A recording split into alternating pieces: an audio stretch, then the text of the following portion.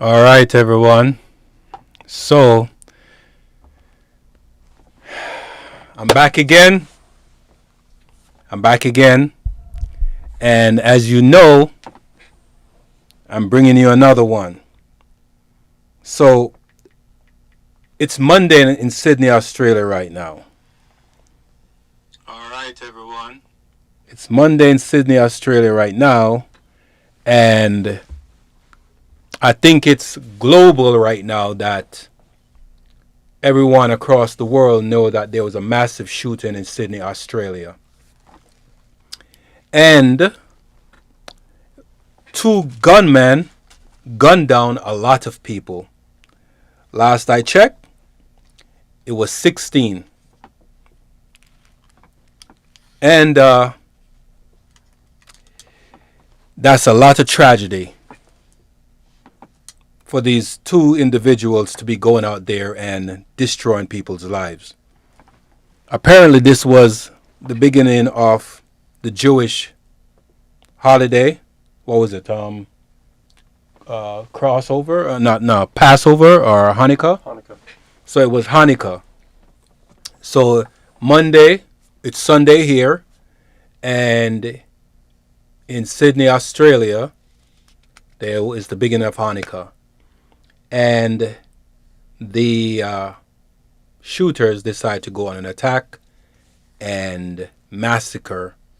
So without further ado, I'm going to bring in some videos and you can see the devastation that has taken place. And these 2 gunmen, we learned that it was actually a father and a son.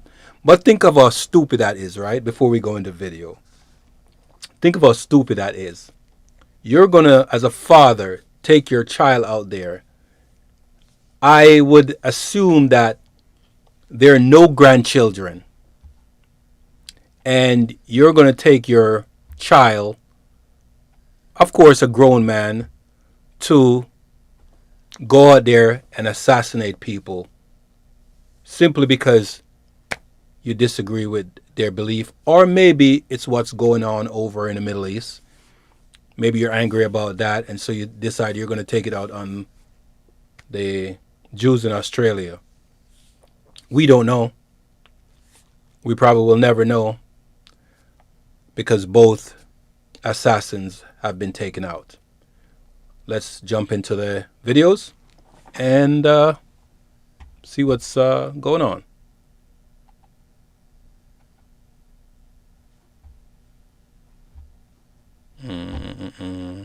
Actually, let me pull this one up first so you can get... No, not that one. This one. All right, so this is the actual shooting that's going on. And let's play it, and then you can see the mayhem that is actually taking place with the people that are running and trying to take cover because they really don't know what's going on. So let me play the audio.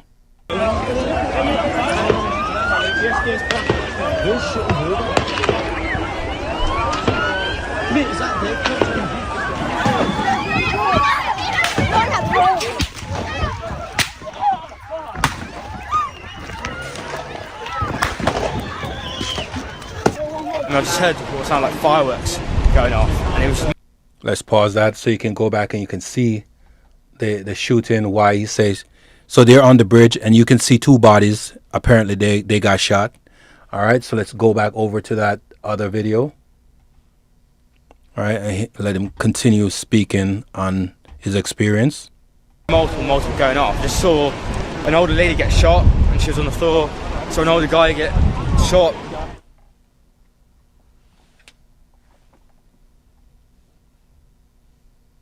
Let's jump ahead and this will take you in. So you can see the two gunmen there.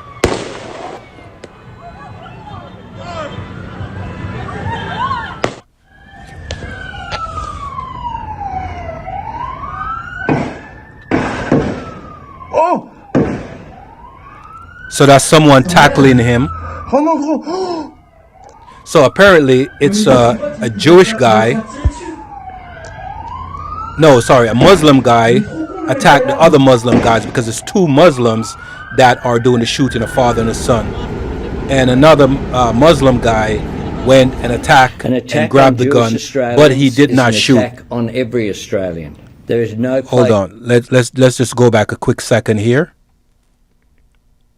And before this guy comes in, so I don't want to interrupt what he has to say. All right, let's play it from right here. An attack on Jewish Australians is an attack on every Australian. There is no place for this hate, violence and terrorism in our nation. Okay. So now we have, this was from The Guardian. So I'm going to bring in the other asset. And so the news coverage, remember, it's Monday in Australia. So this is ahead, and the news coverage is what they have discovered and uncovered since. So before I play the news, I wanted to give you some kind of context if you haven't heard of what actually been happening in Australia on Bondi Beach. Bondi? I think that's how it's pronounced, Bondi Beach. So, yeah. So let's play the news. We are learning more about the victims of this massacre. So we have confirmation so far. These are the faces of those killed. Dan El-Kayam, Rabbi Eli Schlanger and Reuven Morrison. Now, Dan El-Kayam is a 27-year-old French engineer and a member of the Rockdale Illendon Football Club. His club has posted to social media saying he was an integral member of the P1 squad. He was very talented. He was very popular as well. Among the dead, Rabbi Eli Schlanger, the father of five, one of the key organisers of the Hanukkah event at Bondi. He was... Okay, something is going on with the art, with the something is going on with the video. Okay, so this is this doesn't really give much context. I want to find some news information that actually give more context to what's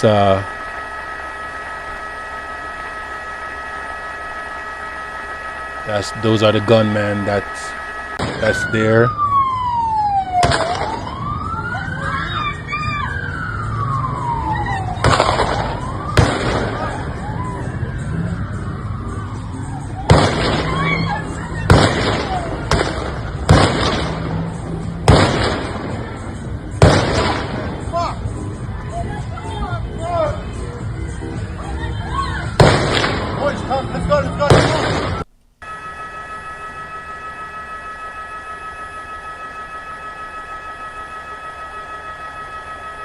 Wow. Look at these idiots, man. Let's bring this over.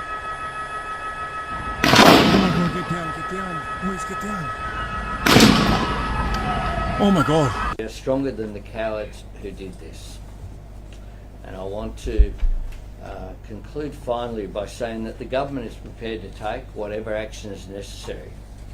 Included in that is the need for tougher gun laws.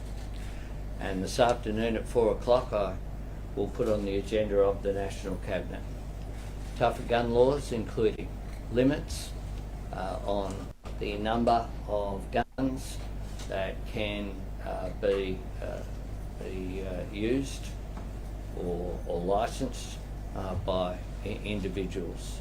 A review of licences over a period of time. People's circumstances change. People can be radicalised over a period of time. Licences should not be in perpetuity. And checks, of course, making sure that those checks and balances are in place as well.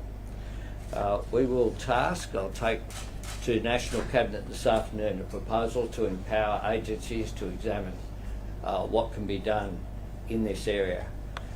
Quite clearly, the Howard government's gun laws have made an enormous difference in Australia and are a proud moment of reform, quite rightly, achieved across the Parliament with bipartisan support. If we need to toughen these up, if there's anything we can do, I'm certainly up for it, and I hope to get National Cabinet on board for that this afternoon as well. I'll ask the Minister to make some comments, and then the Acting Deputy Commissioner, Nigel Ryan, to make some comments as well. Thanks, Prime Minister. Yesterday was an attack on Jewish Australians, it was an attack on modern Australia, it was an attack on Australia itself. And all Australians stand together against that attack. The police who were there standing together against the attackers, first responders standing together against the attackers, and even a bystander like Ahmed Ahmed standing there putting their own lives at risk against those attackers. The Joint Counter-Terrorism Team involving ASIO and the Australian Federal Police, with the investigation being led by New South Wales Police, needs to be allowed to do its work. While that work is happening though, there are needs for the community right now. One of the additional things that the community have raised directly with me is because of the number of people who will have family members overseas, not only in Israel but in other parts of the world, who will want to be able to get them here rapidly for funerals. We have set up a specific section of the department rapidly dealing with visa processing at a pace that would not ordinarily be there, to make sure that, given the often speedy nature of funerals in terms of the timeline in the Jewish tradition, to make sure that we maximise the chance for family members to be able to be reunited here at the worst of times. The Department of Home Affairs is also doing other work, as the Prime Minister referred to, with respect to working through a way to assist with the cost of those funerals. And finally, my department will stand ready for any of the outcomes that come out of the meeting of National Cabinet today with respect to the work that needs to be done on gun laws. Thank you, Minister. Thank you, Prime Minister. Again, our thoughts are with all of those that have been affected by this senseless act of terrorism. The AFP continues to work seamlessly with our partners in the Joint Counter-Terrorism Team, being New South Wales Police and ASIO, in relation to Operation ARCS. There has been significant police operational activity in the past 12 hours, and this will continue into the days and weeks ahead. I must stress that this is an active and ongoing investigation, and I'm very limited in what I can say. But we do commit to providing timely updates to the community when appropriate. The AFP will use all of its specialist capabilities and resources to thoroughly investigate this matter in conjunction with New South Wales Police. The AFP will also continue to engage with affected communities that have been affected by this tragic. I think they might find more people involved in this. The AFP stands firm in condemning any form of violence in our communities or any form of extremist behaviour, and we will work tirelessly to stamp it out. Thank you. Questions? Here, Here, and we'll just go along and Mike, that I way. just warned you in February that anti-Semitism, I should say, was the #1 threat to life. Is that still the case, and have you taken these threats seriously enough? an acting Deputy Commissioner, if I may. It's my understanding that Sajid Akram moved to Australia in the late 90s, I believe, from Pakistan. Is that correct? I can do the immigration. On the latter, the Minister will respond. We take ASIO's advice very seriously. We work closely with them. We receive regular updates as well. The Director General of ASIO has warned about a range of threats, be it anti-Semitism, the rise of right-wing extremist groups as well. And we continue to work closely with our security agencies on the... In terms of the father and the son is an Australian-born citizen. The father arrived in 1998 on a student visa, transferred in 2001 to a partner visa, and after each trip overseas since then has been on resident return visas, which has occurred 3 times. From Pakistan? At this stage, given New South Wales Police are leading the investigation, I have cleared to be able to talk about the visa history, which I've done. When did the son first come onto the radar of ASIO? Why? Was he part of any terror group or linked to any terror group? The son first came to attention in October 2019. Wow. He was examined on the basis of being associated with others, and the assessment was made that there was no indication of any ongoing threat or threat of him engaging in violence.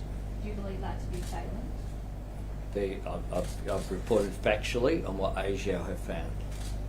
Your hand-picked anti-Semitism envoy was demanded to accelerate her anti-Semitism plan. You haven't acted on for 6 months. Do you plan to accelerate this in any way following this horrific event? Well, we have acted and will continue to act on the implementation of the plan. The plan was announced right here in this room with the envoy, and I thank her for the ongoing work. A range of the recommendations that she made have been acted on. She recommended that legislation be strengthened to appropriately address anti-Semitism and hateful conduct vilification.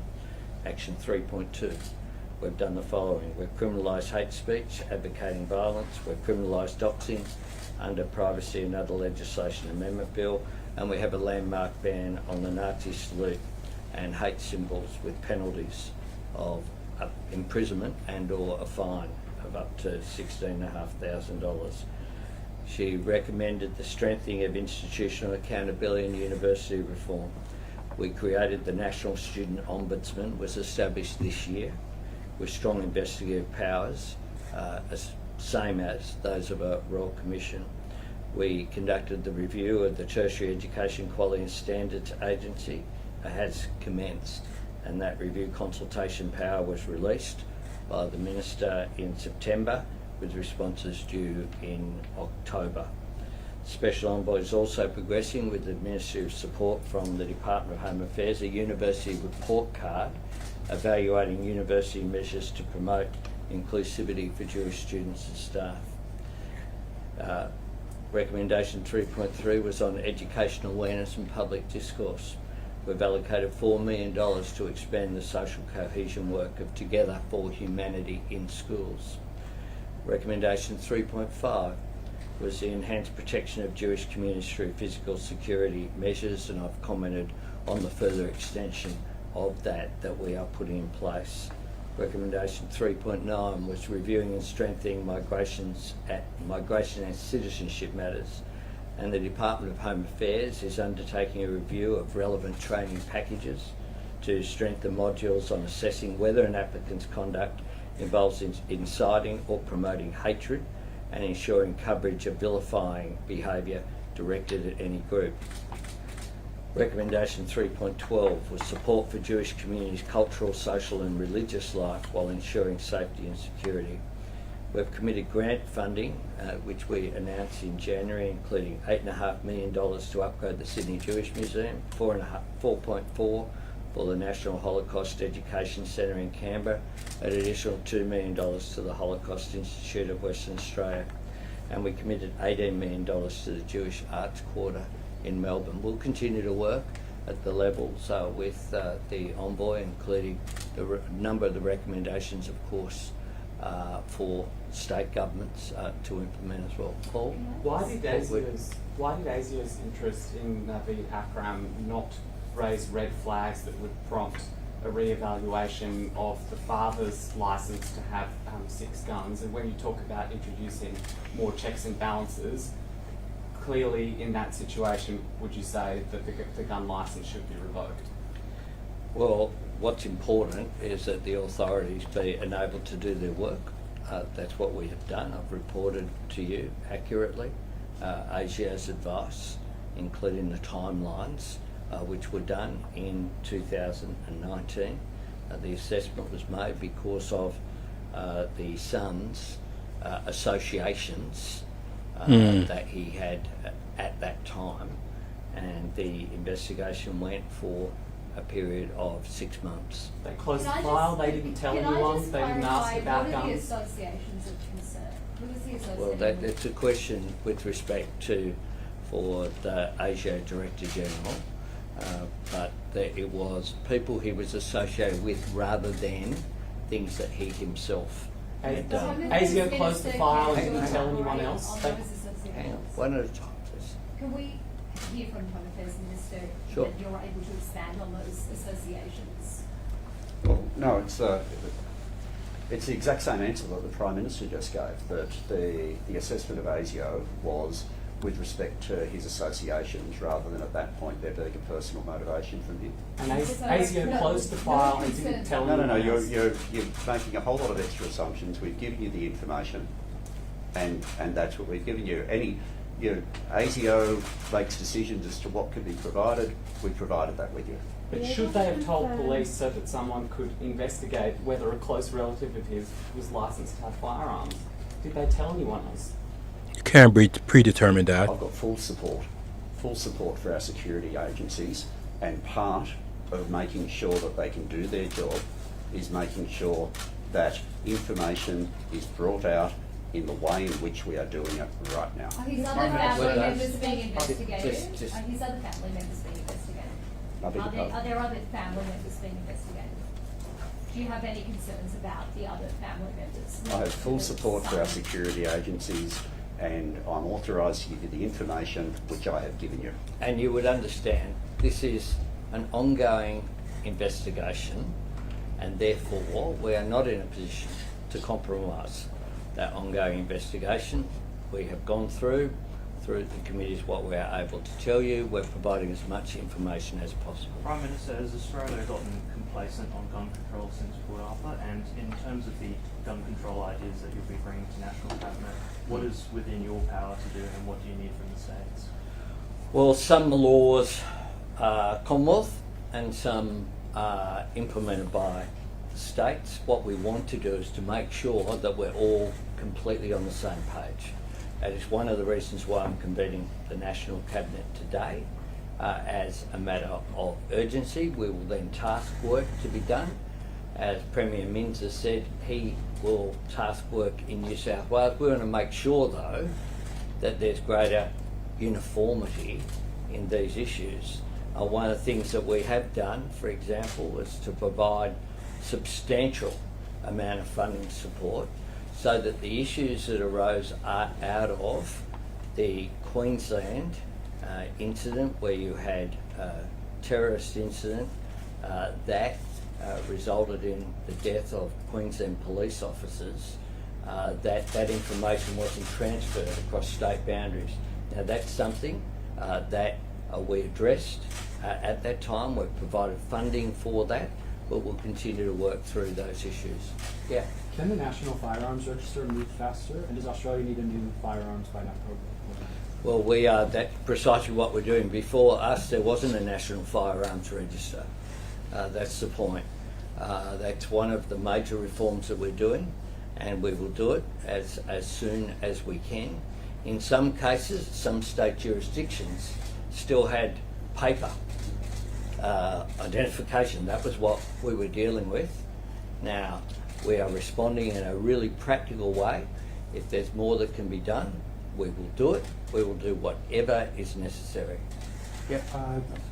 You've detailed a bunch of progress there on anti-Semitism, but speaking to members of the community last night, today, there's a sense of extreme bitterness that this was inevitable and that they weren't listened to. I'd like you to respond to that and this idea that it's been allowed to fester. What can we do now that this has happened to stamp that out and make sure that that community feels safe? Well, the community are going through a terrible time. This is an incident that is aimed at, by definition, terrorism is aimed at creating fear in the community. You have these two individuals who have engaged in a horrific act, one that is completely out of place with the way that Australia functions as a society, and it contrasts with the actions of police who rushed towards Bondi, the actions of Ahmed Ahmed, who took the gun off that perpetrator at great risk to himself and suffered serious injury as a result of that, and is currently going through operations today in hospital. At the best of times, what we see is Australians coming together. And what I want is for Australians to come together. For this to be reinforcing the need for us to promote national unity. And that is critical. There is no place in Australia for anti-Semitism. There is no place for hatred, and people who were exercising their right to express their faith through Hanukkah had every right to expect that they could do that in peace and with a joyful celebration, which is what it's aimed at. Thank you very much. Reforms can limit where guns can be kept and the purposes in which they can be kept. Wow. That's actually horrific of what happened. It's really horrific. I wonder if there's any more information going on in terms of. I know this is a press release that that the Prime Minister gave, but I don't understand why people. It's crazy, is that these two idiots just made it harder for all the Muslim people in Australia. And all the new laws now that are going to be enacted are going to be to the detriment of the entire group. Yet one individual reached out and stopped the shooting by wresting the gun away from the son. However, his heroism is not, I think it's going to be overshadowed, because I think the powers that be, like Benjamin Netanyahu, right, the Prime Minister of Israel, is going to use this as leverage to get more done, more laws passed, more sanctions, more speech impairment. I think that these guys were acting on emotions and not logics, and their emotions are going to cause the detriment of more. So what's going on now is that it's going to trickle across the globe, and anywhere that the Jews are and Muslims are, they're going to cause these two factions to have tension, which is going to inherently be detrimental to one group, and no one should lose their life for practicing their religious beliefs or protesting against something that they don't agree with. But these two guys, and the fact that they suspected something since 2019, 20, 20, 21, 22, 23, 24, 25. That's literally 6 to 6.5 years. Right? And they're saying that it wasn't necessarily him, but it was the people that he was dealing with. And the father went overseas and come back a few times, thinking now, I'm wondering, when he went overseas, did he go overseas to get indoctrinated? Did he go overseas to become more radicalized? I think so. I think that's what happened. And I could say, and maybe some people are actually thinking about it, that they are going on the attack. They went on the attack because that's what's going on over in Gaza, between Gaza and Israel, between the Palestinians and Israel. It could be that, right? And they've reached their boiling point and just attack, but they've just made it worse for themselves and the entire group. And earlier, remember I was saying that we should judge based on the individual and not the group character. But when politics is in play, it's not just going to judge the character, it's going to judge an entire group of people. Right? And worse, that the Jews have been prosecuted or facing prosecution. It's like the Jews face prosecution. The Jews act on the prosecution that they faced. They're doing what they're doing over in Gaza, and people are getting upset.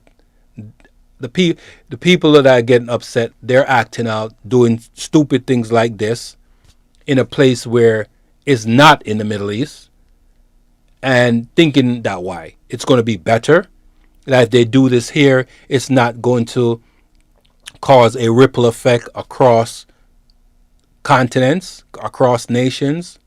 No, these two individuals were downright stupid. They were downright stupid.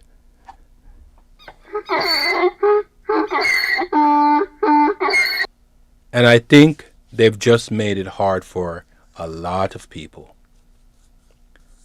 Let's see if there's anything else, and there's nothing else, no other updates, then we'll leave it at that.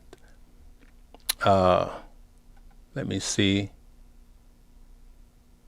So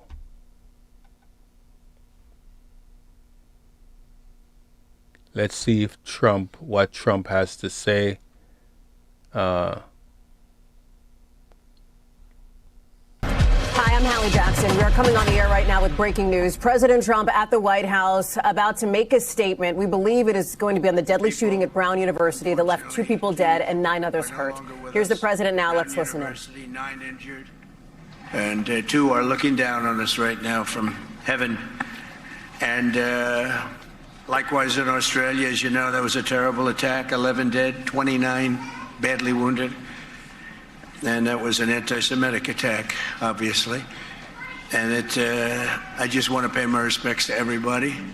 I must say in Syria also, we had an attack in Syria. And we had 3 great patriots terminated by bad people.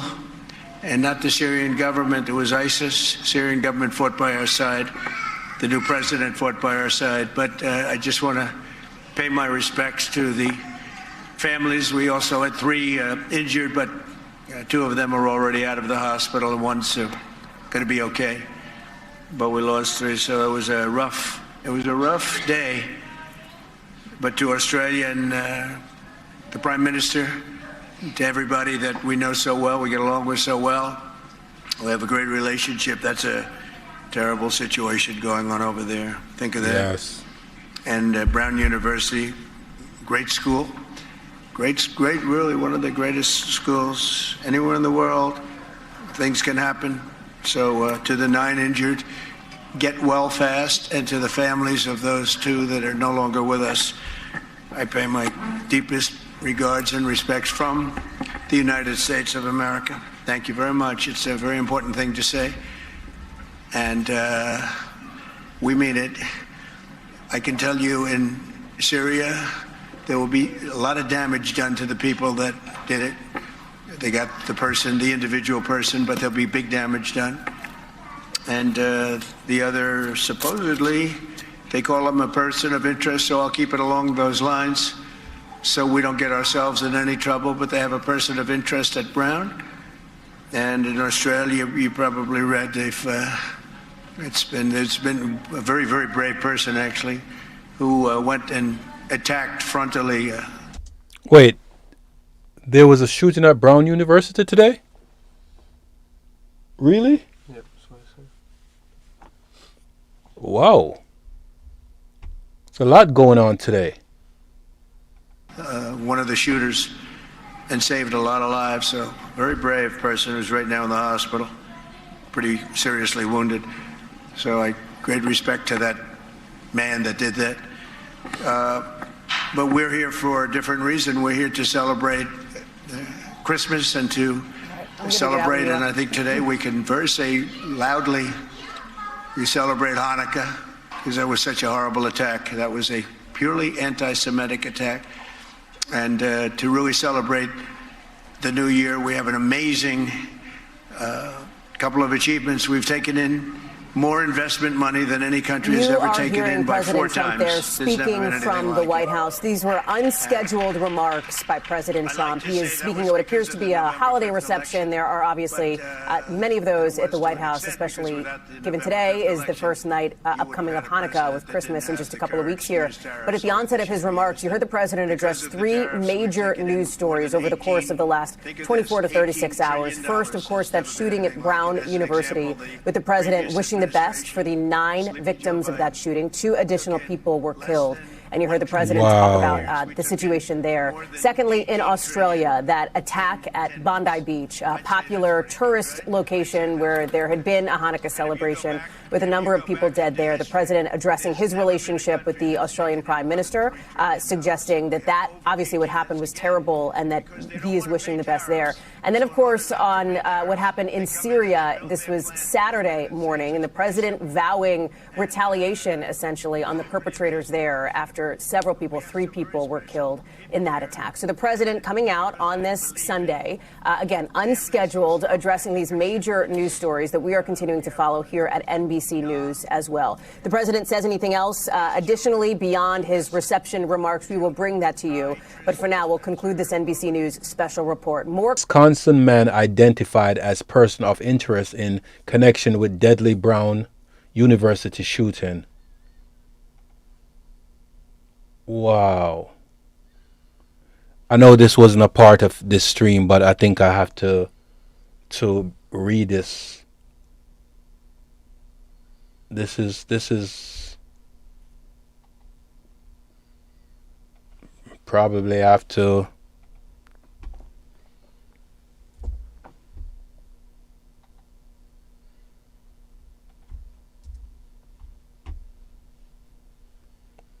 Oh, wow. Okay.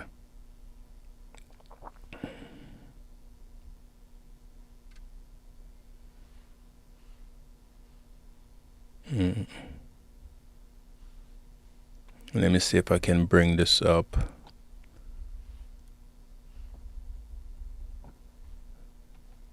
This part, I want to get rid of this part from here.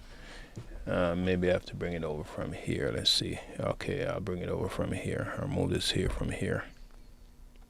And just bring this over. Expand this. All right, guys, this wasn't intended to be a part of the stream, but I'm just curious. Probably another day, like tomorrow, our time, U.S. time, I'll come and delve further into this Brown University.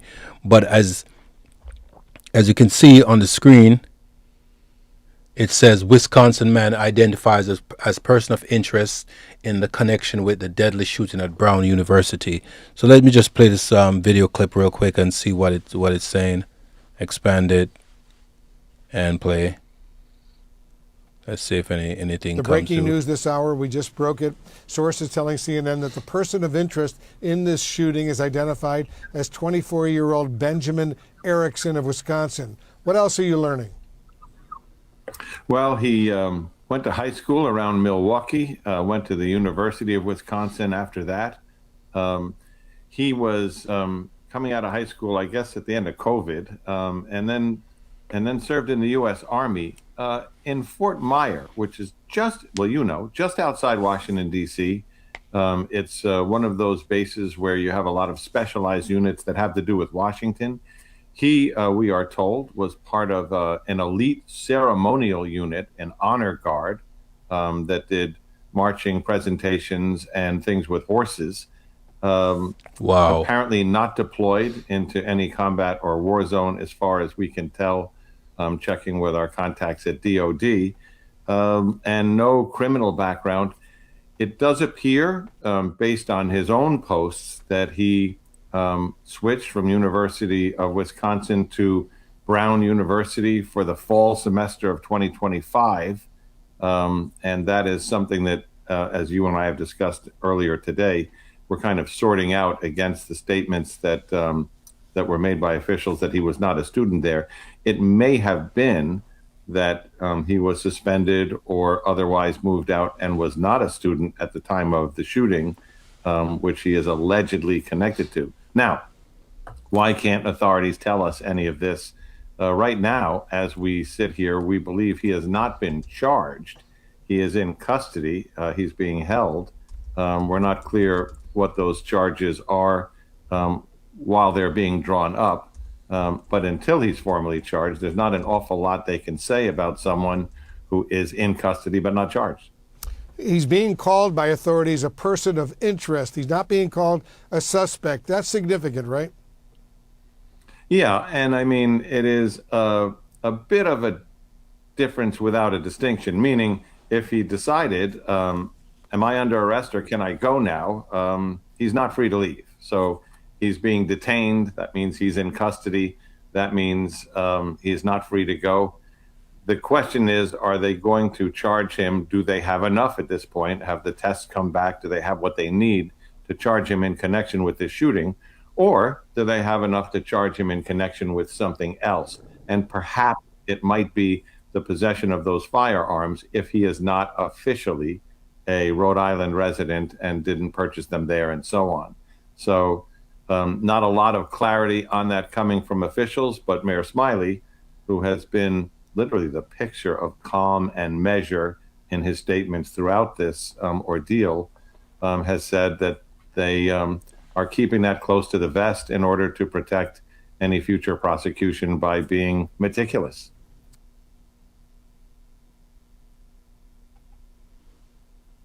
Okay. I think that's it, guys. There's tragedy that's happening across the globe. So what? Australia, United States, Middle East. Where else did they say? What's the other country? There was another country that Trump mentioned. All right, guys. It's been about an hour now. I'm just going to shut it down here. And I appreciate you for watching. And I guess that's it for this one. But remember to like, share, and subscribe. And one love and respects. And like I always say in closing, remember, question everything. Because if you don't, you may fall for anything. Think and say. Have a good day.